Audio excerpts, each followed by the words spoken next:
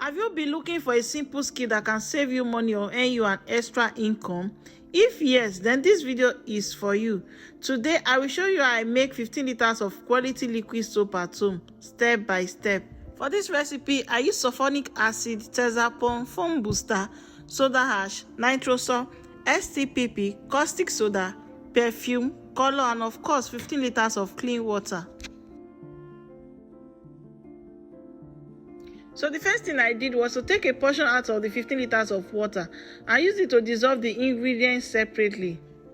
The only ingredient I didn't dissolve was the nitrosol, because if you soak it and leave it for too long, it can become lumpy. So I always leave the nitrosol until I'm ready to mix. I also mix the tezapone and sulfonic acid together in a separate container, while I dissolve the remaining ingredients individually. After dissolving everything, I left the solutions to rest for about an hour. This gives the ingredients enough time to dissolve properly and makes the mixing process much easier. After 1 hour, I was ready to start mixing, so I poured the remaining water into my mixing bucket and added the nitrosol first.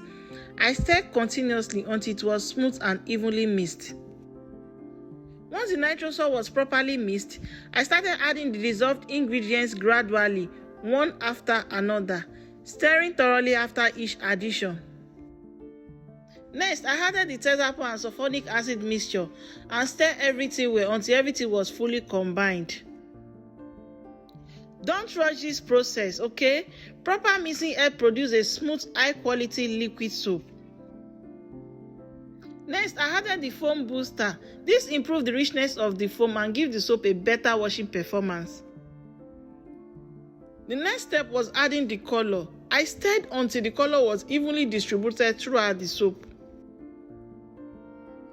At this point, I allowed the soap to rest for a few hours. This gives the mixture time to settle properly before adding the perfume. After the resting period, it was time to add the perfume. Instead of pouring the perfume directly into the bucket, I took a small quantity of the liquid soap into a separate bowl, added the perfume, mixed it well, and then pour it back into the main batch. I prefer this method because it helps the perfume blend evenly into the soap. It also helps keep the soap clear and transparent instead of turning cloudy, while maintaining a smooth consistency.